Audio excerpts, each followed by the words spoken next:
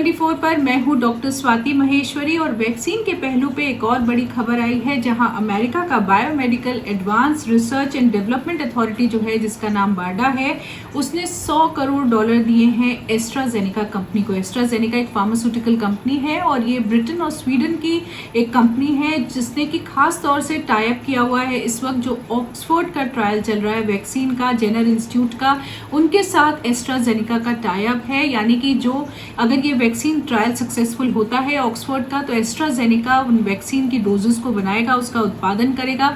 तो इसलिए अमेरिका ने पहले ही इस कंपनी को 100 करोड़ की फंडिंग दी है और इसके बदले में एस्ट्राजेनेका उनको जो है 40 करोड़ डोजेस देगा। और इस तरह का एस्ट्राजेनेका ने दावा किया है कि सितंबर में ये वैक्सीन बन जाएगी अगर ये पूरा ट्रायल सक्सेसफुल होता है तो। और ऐसे में वो अमेरिका को 40 करोड़ डोजेस वैक्सीन की प्रोवाइड करेंगे सितंबर में ही, इस तरह से एस्ट्राजेनेका ने बोला है। इधर देखा जाए तो अभी फेज 1 ट्रायल जो इसका है उसके नतीजे अभी सामने नहीं आए हैं, लेकिन कुछ एनिमल स्टडीज के नतीजे सामने आए हैं। लेकिन अमेरिका ने ये बोला है कि इसका जो फेज 3 ट्रायल होगा, जिसमें 30,000 लोगों को लिया जाएगा और बच्चों को भी इंक्लूडेड किया जाएगा, उस ट्रायल के लिए खास तौर से ये फंडिंग दी जा रही है। और तब अगर ये सक्सेसफुल हो गया तो अमेरिका को बदले में इसके एवज में डोजेज मिलेंगी वैक्सीन की। उधर जो एस्ट्राजेनेका कंपनी है उनका कहना है कि वो 100 करोड़ डोजेस बनाने की क्षमता रखते हैं और उसमें से ये 40 करोड़ अमेरिका को देंगे।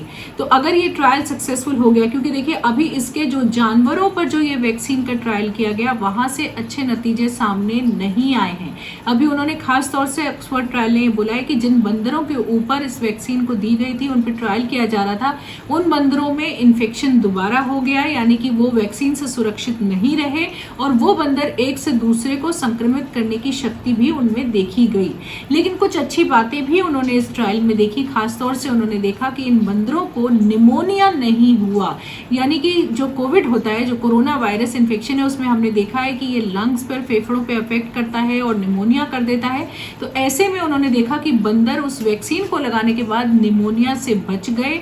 और दूसरी चीज उन्होंने जो देखी वो ये कि इन बंदरों में जो वायरल का लोड था, यानी जो वायरस की मात्रा थी इन बंदरों में, वो भी कम हो गई। तो कहीं ना कहीं कुछ अच्छी बातें भी इस ट्रायल से सामने आई। और ऐसे में अभी पूरी तरह से नकारा नहीं गया है ट्रायल को, और अभी भी वो लोग आशावादी हैं कि शायद जो ह्यूमन ट्रायल, अभी फेज 1 ट्रायल जिसके रिजल्ट्स अभी सामने नहीं आए, हो सकता है कि वो ज़्यादा अच्छे हों और उनसे एक उम्मीद की किरण सामने आए। तो ज़रूर अभी कुछ एनिमल ट्रायल्स अच्छे नहीं गए हैं और उनके नतीजे भी अच्छे नहीं है, लेकिन फिर भी अमेरिका की कंपनी ने एस्ट्राजेनेका को 100 करोड़ की फंडिंग दी है, $100 करोड़ की, ताकि उनको जल्दी से जल्दी वैक्सीन मिल सके।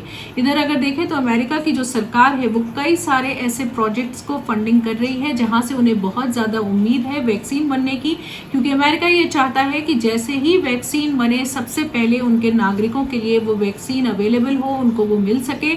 ऐसे में अमेरिका ने जो बड़े और ह्यूमन ट्रायल्स हो रहे हैं, खास तौर से जो मॉडर्ना वैक्सीन का, जो कि उनके अमेरिका में ही ट्रायल हो रहा है, उसके अलावा सनोफी एक और कंपनी है जो फ्रेंच कंपनी है, उसको, उसके अलावा इनोविया जो कि फिर से अमेरिका की ही कंपनी, और फाइजर जो कि अमेरिका की ही कंपनी है, जो कि जर्मन बायोटेक के साथ मिलकर वैक्सीन बनाने की कोशिश कर रही है। इस तरह के और प्रोजेक्ट्स को भी अमेरिका काफ़ी तादाद में फंडिंग दे रहा है ताकि उनको जल्दी से जल्दी वैक्सीन मिल सके। उधर एस्ट्राजेनेका का साफ तौर से ये कहना है, क्योंकि वो बहुत सारी 400 करोड़ के आसपास डोजेस बनाने की क्षमता रखते हैं, 100 करोड़ के आसपास सॉरी, तो उन्होंने साफ तौर से ये बात बोली है कि वो WHO और गावी जो वैक्सीन अलायंस है उनके साथ लगातार बातचीत कर रहे हैं।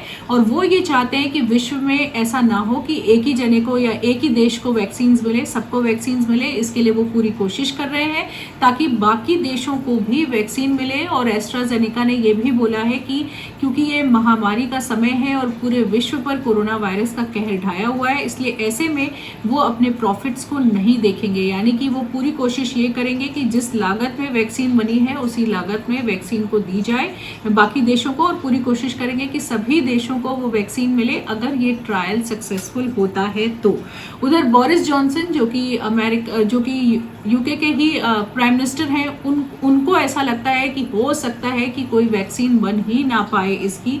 तो इस तरह की उन्होंने जो है भावना भी जताई है कि हो सकता है कि कभी भी इसकी कोई वैक्सीन ना बन पाए, लेकिन जिस तरह से अभी शोध कार्य चल रहा है और जिस तरह से नतीजे और वैक्सीन के भी विश्व में सामने आ रहे हैं, ऐसी काफ़ी उम्मीद दिखती है कि जल्दी से जल्दी इसकी कोई वैक्सीन सामने आ जाएगी। और जिस तरह से एस्ट्राजेनेका ने भी पूरी उम्मीद जताई है, शुरुआती अच्छे रिजल्ट्स ना आते हुए भी पूरी कोशिश की जा रही है कि ये वैक्सीन जल्दी से जल्दी बन जाए, और उन्होंने दावा भी किया है कि सितंबर में वो इसकी डोजेस भी तैयार कर देंगे। तो आज के लिए इतना ही। नमस्कार।